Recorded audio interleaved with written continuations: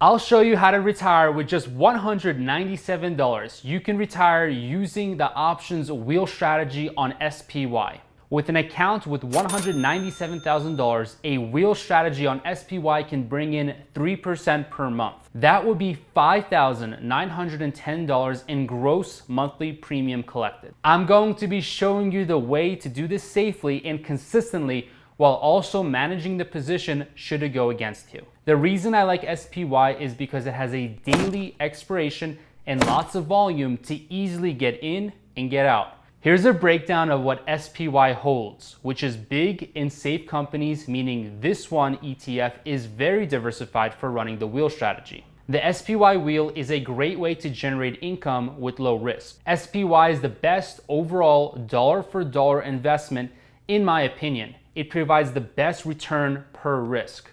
Most people expect an annual return of 8% to 10% from buying and holding ETFs that track the S&P 500 index. But with the wheel strategy, you're getting the best of both worlds in high returns and low risk. People that are sick of losing money have adopted the wheel strategy as their only strategy in their portfolio. And I think that's very smart, especially for the folks that are looking for consistent income. They're not chasing huge returns, they're chasing safety and consistency. SPY is very stable for that. The wheel strategy is a very popular option trading strategy that involves selling covered calls and cash secured puts on a particular stock or ETF, in this case, SPY. The goal of the strategy is to generate income by collecting premiums from selling these options while also potentially acquiring shares of the underlying asset at a lower price. To implement the wheel strategy on SPY, you would start by selling a cash secured put option on the ETF at a strike price that you would be comfortable owning the shares at. I like selling puts around a 20 delta. So when I'm trading SPY and I'm selling a put option, I will start out by selling around a 20 delta put option. That means that 4 out of 5 times I'm going to just make money and not even get assigned anything at all. If the option expires worthless, you keep the premium collected as profit. If the option is exercised and you are assigned the shares, you would then sell a covered call option on those shares, collecting another premium. So the wheel strategy is all about cash flow. When you sell puts, specifically cash secured puts, you're collecting premium. When you eventually get assigned, you are selling covered calls and you're still getting a premium. So step number 1 to running the wheel strategy is selling a put option. You really can't lose on the wheel in step number 1 because you want to own this stock anyways. You would love to own it regardless of what happens. So what happens is when you sell a put option is that if it goes down to the strike, you have to buy the shares, and if it does not, then you don't have to buy the shares. Either way though, you make a $1 premium on $20, which translates into 5%. Majority of the time when you sell a put option, it's going to be below the current value of where the shares are trading at the moment. That means more likely than not, you're going to just walk away with the premium that you collected. In many cases, I coach my Discord members and I show them how to sell a put for a high premium, and then most of the time have the option expire out of the money so they can do it on a weekly basis and never even get put or assign the shares to begin with. If you use technical analysis, you can sell at levels where the stock is unlikely to go, because at those levels, the stock would be at some very heavy resistance points. Now, the stock doesn't want to be at those resistance points, so when you sell a put right under the resistance point, then that put option never gets assigned or never really gets executed because the stock never really goes down to that level, or at least many weeks in a row. If you sell around the resistance level, naturally the stock is going to have a difficult time getting down to those resistance levels. That's why you can collect some really big passive income on a weekly basis and never even get assigned the shares. I have even seen in some cases, this is absolutely crazy, where students sell puts for say 10 weeks in a row and finally they get put the shares. But over that 10-week period, what you will realize is they have made 5% a week for 10 weeks and now they have to buy the stock, but all that premium that they collected and all that cash that they got into their account, well, basically it adds up to being 50% of the stock's value. In theory, you can get your costs down to basically zero. You can make your stock free. That would take a significant period of time, but it is possible if you keep selling puts on a stock that is rising steadily and you're getting really good premiums, which usually happens on stocks that are trading in the technology space or other high implied volatility stocks. They have such juicy premiums that when you sell put options, you collect a really large amount of capital. You collect a really large amount of premium, and all that money coming in, it adds up if you're doing it week in and week out. And before you know it, maybe 10 to 15 weeks out, you have a 50% discount on the stock that you're buying. If you pick a company that is trending sideways or steadily rising, the wheel just feels like a cheat code. But even when the stock falls, as you will see later in this video, there is a full strategy on exiting and creating income even at that point. Now, option sellers are always going to have the advantage because as a buyer, you need something to happen. You absolutely must have the stock do something, and that something has to happen fast. So if you're buying a call option, let's say 2 weeks out, you need the stock to rise by 10% in 2 weeks fast, or you lose the premium that you paid. The wheel strategy does not have this problem. This is one of my very favorite parts of the wheel strategy. You don't really need to be a genius. You don't really have to do too much planning when you're running the wheel strategy. You simply need to understand when you want to buy the stock, and then later on in just a minute, I'm going to tell you when you want to sell the stock. The wheel is easier because you can plan ahead and use lots of safety measures, but it's harder to predict a big rise or a fall in a stock. But with the wheel strategy, when you sell a put, you need the stock not to fall to that level. But even when it does, you're totally okay with it going down there because you would like to own the stock anyways. Now, let's say that you get put shares of stock when you sell a put option. At expiration, you sold a $20 put option and the stock went down to $17 per share. This is where some will say, well, I'm at a loss. Again, if you want the stock anyways, it's not a bad position to be in if the stock came down from $25 and you bought it for $20. Even if the stock is currently at $17, think about being a shareholder. The shareholder went from 25 to 17. However, you have went from $20 down to 17, not to mention how many times you've collected that premium. Even if you collected that premium one time, your break-even price is $19 and the current share price is $17. You are way better off than a stockholder. So now when you do get put the shares eventually, now you have 100 shares and you're actually qualified to sell a covered call and start selling call options on your position. So you collect income getting into the stock by selling put options. Eventually, you will get put with a much lower cost basis. And now you're still in the driver's seat. You still have an advantageous position because now you can start selling covered calls or selling call options for more income. When you sell call options, you now have another passive income stream of premium coming in from the stocks that you own. When you sell a call option, you make sure that you do so at a strike that you don't mind selling the stock. So let's go back to the example. Let's say that you sold a $20 put option. Well, here, this is where you will have to buy the stock at $20. Now, let's say that the stock went down to $17. You can do a number of things. So to exit this position, you can actually sell a covered call or selling a call option at a specific strike. So that strike is going to depend on the risk that you want to take. Some people decide to sell at the $20 strike. That's because they've collected some premium to get into the stock at $20. So their actual cost basis of the position is not $20. Because if you sell a put option for $1, now your cost basis is actually $19. Now, if you decide to sell a call option, you can still do it at $20. However, now you're gonna get paid again, let's say another $1. So your average price or your cost basis on this position is going to be $19, not the $20 at the strike price. And then when you sell a covered call option, although you're doing it at $20, if you collect $1, in fact, you can add that $1 to the strike price of $20. So in fact, you're getting out of the stock at $21. This is a really easy strategy because you can basically get in all day at $19 in this example, and then sell that stock for $21 all day. That's in the worst case scenario. That's if you get put right away, and then if you sell that stock right away. Now, again, in some rare cases, the stock may fall down to like $15 or lower. In that case, you are going to have a little bit more of a difficult time selling call options for premium because it's going to be so far out of the money. However, that is really rare. That happens very, very rarely, maybe one time a year. And still, if you like that stock and you don't mind owning it and holding it, you can always just wait it out. Now, I want to discuss an example of running a wheel strategy for you to see visually. So yeah, the best part about SPY is the income generation. So selling a put option on SPY provides immediate income through the premium that you receive. So if I go to trade SPY options, I'm going to pick a put option. So I'm going to go to sell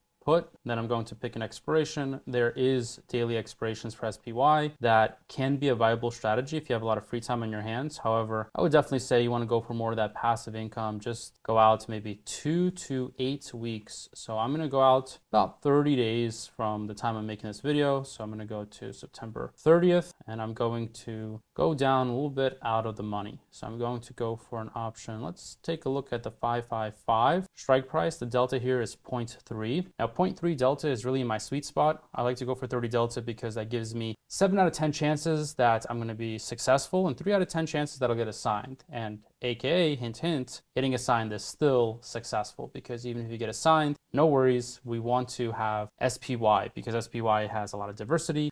There's actually a whole lot of things inside SPY. It's 500 of the top stocks in the United States. So it's a fantastic ETF to own. So if I go to 555 and I sell this put option right here, you'll see that I'm actually collecting almost 1% income in 30 days. So the thing about this trade is specifically, if you want higher income, you would go a little bit closer to the money. The risk looks pretty big, but it's not actually big. So there's no way for SPY to really fall that much. So the max loss here is 55K, but you'll never lose 55K. So you don't have to worry about that. What you need to know is that you're collecting $457 upfront, and then you're tying up 55K in collateral. That doesn't mean that you can lose 55K.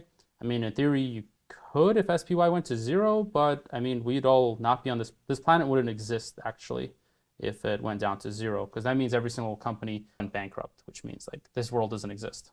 So you don't have to worry about that. There's actually a defined risk. So when selling a put option, the maximum loss is known upfront. However, it's typically just whatever the support of the stock or the ETF is. So for SPY, I mean, in any given year, it could fall like 7-8% at most, but even in 2008 crash, the market didn't even fall like really 50% or thereabouts. So your defined risk is pretty clear. Your return is also pretty clear. We get 1% here in a month, which means that yeah, in a single year, you can definitely compound this and get it over 12 to 15%. Plus, if you are mixing in a little bit of spreads, I'll show you that in just a moment, you can collect a lot more income on SPY. So you can get closer to that 2, even 3% return per month just on SPY. I mean, the safest retirement strategy, but let's just say 2%. So if you can get 2%, then on $197,000, then you're basically making $4,000 a month. And from that point, it's just all about scaling up. I mean, $4,000 a month maybe isn't enough to fully retire, but you can pretty much semi-retire on $4,000 a month if you can consistently make that every single month, 12 months out of the year. I bet that would be, a strong secondary source of income for most people, and maybe even enough for you to, step away from your job. If you do it 12 months in a row, then you can just work part-time or take on a different job. And the best thing is about SPY is it kind of already bakes in market volatility. During periods of market volatility, option premiums increase. So as they increase, you'll collect more income. And selling puts in such a condition can actually yield higher income. And the best thing is, I'm a market bull. The market has been going up for decades and decades. So it's a wealth building machine. It's the best machine basically known to man for building long-term wealth. So by investing in SPY, you track the S&P 500, which has historically shown a lot of resilience and growth over time. Any 10-year period basically has gone up. So when a lot of people get nervous about getting assigned on selling a put option, you should never be nervous about getting assigned on a short put option. You should be very excited and happy that you're acquiring a high quality ETF here. Let me just show you real quick more about SPY. Actually, you can see the 1 year return is, well, it's pretty high, right? 2 years, 5 years, 10 years, and that's basically the annual average return over since 1993. So it's about 10% per year. So you can basically beat it by selling put options as well as covered calls and put credit spreads. I'll go over that in just a moment. But yeah, so 10% has been happening since 1993. So I mean, it's essentially as long as I've been alive. So it's like 30 years. So 30-year period, it's been pretty profitable. Year over year, 10% compounded means you're going to double your money in about, what is it, like 6 years? You'll double your money every 6 years or so. So, I mean, over a 30-year period, you would double and then double and then double. So you would 8x your money. And obviously, we're talking about SPY, the safest. This channel has many videos on more higher growth, higher risk strategies. But if you just want to retire and keep it really simple, you know, maybe chill by the beach or have a second house or play with your kids or your grandkids, this is a very viable strategy to literally do with all the funds that you have. I mean, a lot of people hire financial advisors, and the financial advisors take your money and then they invest it. Then they take a fee and they really don't even beat the market. I'm just giving you literally free tips here on the channel. Obviously, I'm not licensed. I'm just a guy that's multimillionaire and retired. I'm trying to help you out here and just tell you what works, the straight advice of literally the best strategy that is known to man, which is SPY, keeping it super simple. You can see here I've been selling options quite frequently. This is actually a 0DTE option I sold here for example purposes in my Discord community, but the fees are very low. The expense ratio is literally $9 per 10,000. Okay, $9 per $10,000 is a fee, but you literally get everything at Apple, Microsoft, Nvidia. You save so much fees from trading and over trading. And here the top 10 holdings are worth 34% of the total assets. So Apple, Microsoft, Nvidia, Amazon, Meta, Alphabet, Berkshire Hathaway, Alphabet A and C. Their only difference here is the voting rights, Eli Lilly, and then AVGO or Broadcom. So essentially, I would say that with SPY, the historical resilience is impeccable. You have 10% compounded growth. You can supplement your retirement income. For someone with $197,000 or 200K or you know, a couple 100K, you could literally put all your money here. You don't have to worry. You don't have to sweat at night. You can just kind of relax and know that over any time period, you're pretty much good. I mean, in the short term, in a week, nobody knows, okay? Nobody knows. There's no point of predicting the market or listening to news. These Fed meetings, etc., interest rate cuts, they affect the market, however, in a non-predictable way. So there's no point of you trying to predict it. Instead, dollar cost average, sell puts, continue to add money as much as you can until you really reach your retirement figure. When you reach your retirement figure, it just depends on how much income you need. Obviously, this is a YouTube video, so some folks will need $10,000 a month. Some will want more because they live in higher cost of living cities. So you might want to adjust this number, but I would say at 197K, you can literally go to like another country and like literally live the good life. I've traveled to so many countries. I'm in Eastern Europe now, where my roots are from, and you can literally live like a king for $4,000 a month. It's actually hard to spend that. Let me also show you what you can do once you do get assigned. So let's go back to the example of trade, sell, put. So I'm going to go back to an expiration date that's about, let's go to October actually. Let's go to October 11 here. Now, once I do get put, let's say that I want to go a little bit safer. You can go a little bit safer by going down to 550. The premium here is pretty good.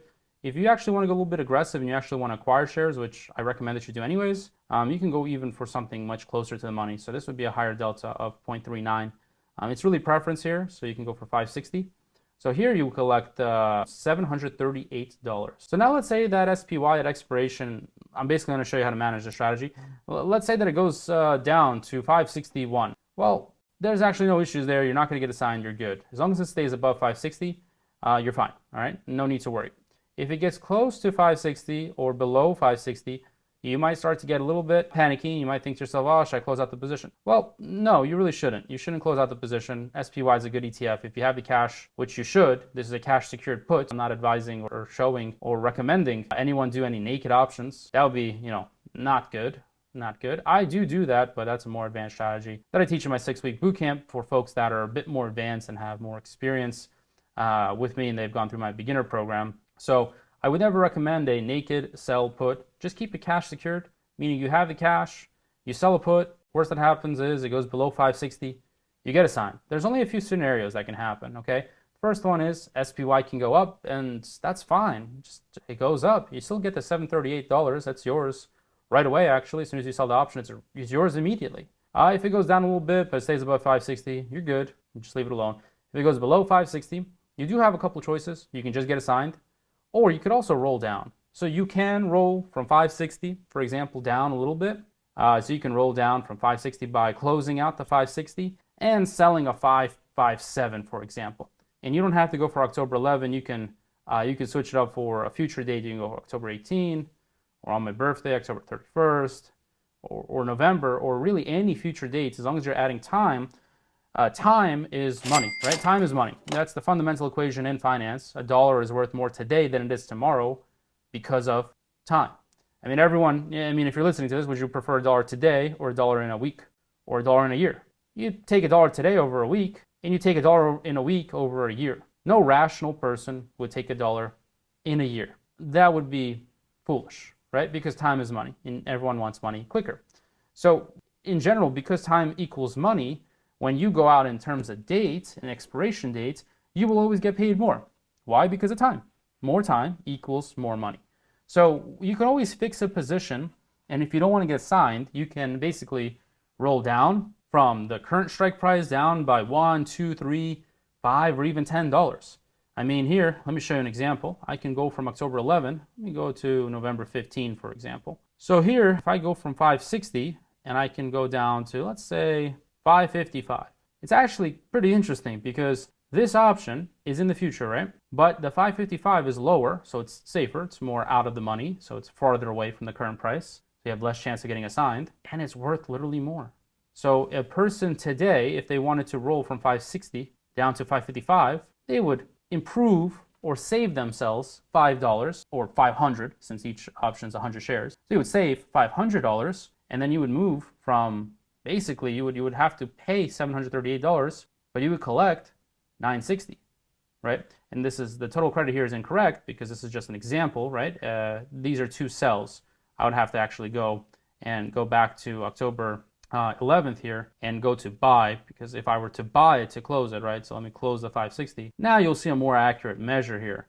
So you'll see that the total credit here is $215. So you're literally, you can buy to close the 560 and sell the 555, and you get paid for that. You get paid to basically go down and strike. And that's all because of time. So time can actually fix a lot of things. I don't typically do that because I'm okay getting assigned in most cases, unless I'm using a more advanced strategy like margin, then, I'll basically, I'll roll it down. But I don't need to in this example. And because if you're looking for safe retirement and you just want to keep it really simple and easy, you can always just roll lower if needed. But preferably you just have the cash. You have the cash. It's a cash secured put.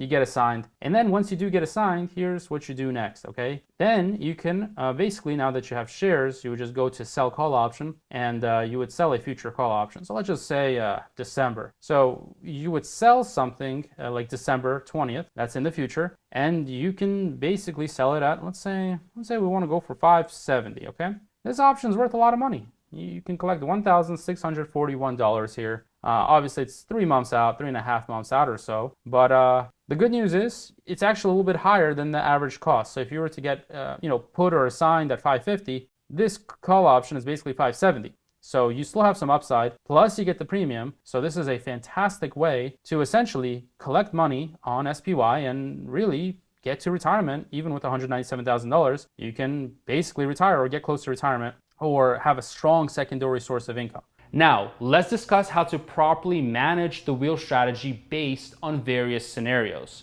My Discord community has asked me before what to do if the stock, or SPY in this example, gets very low, much lower than your cost basis. This part gets complicated and nobody covers this. But here's scenario number one. Let's say that the stock goes down 10%. So for example, you sell a $100 put option. It goes down to 90. Well, this is actually not that hard of a position. In this example, because the stock is now $90 and your average cost is 100, you can actually still try to sell 100 covered call. Now, you likely won't be able to do that in one given week, because in 1 week, that's going to have no premium whatsoever, because option traders understand that since the stock is at 90, $100 is 11% away. Therefore, the premium will be very tiny. So what you will have to do is you'll have to sell covered calls that are 2, 3, or 4 weeks out at $100 strike price. then you'll still be able to collect 1 or 2% premium while not really losing on the stock itself when it does recover. Now, in scenario number 2, let's say that the stock goes down 20%. This would be very insane and super unlikely for SPY. I mean, just downright nearly impossible for SPY to fall 20% in a week or two. So, I do stick to weekly trading. So for it to fall 20%, really, that's probably not going to happen. But let's just say it's a different stock. So I know a lot of people like,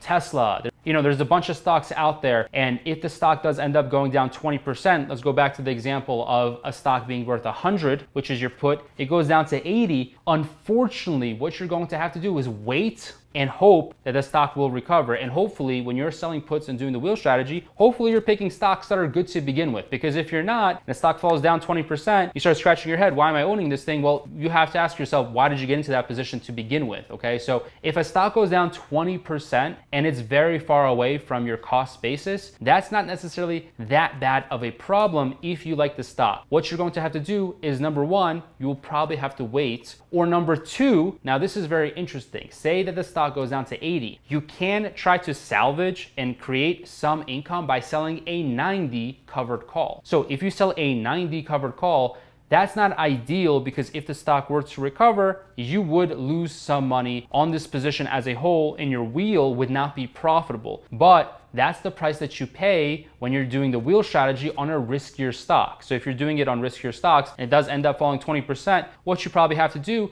is you probably have to sell around the 90 strike price. However, it doesn't mean that you have to get rid of your shares at 90. What you can also do, say that you sell a 100 put, goes down to 80, you get assigned obviously, and then you start doing 90 covered calls. Say at expiration or basically a day or two before, somewhere in that near to expiration time period, say that the stock goes up to $91 and you're upset. You're basically saying, hey, I don't want to lose these shares yet because my cost basis is 100. I did sell a 90 covered call. Let's say it was for $1. So technically you're breaking even at 91, but say you don't want to get rid of the shares. What you can do then is actually roll that covered call higher. So you can take that 90 covered call and close that 90 and then open up a 95. And in most cases, if you do that far out enough, you can still collect a credit or at least break even. But even if you break even, now at least you don't have to get rid of the stock at 90, you can get rid of it at 95. Now let's talk about the call side. If a call goes into the money, what will happen is you will get exercised and lose your shares in the wheel strategy, right? So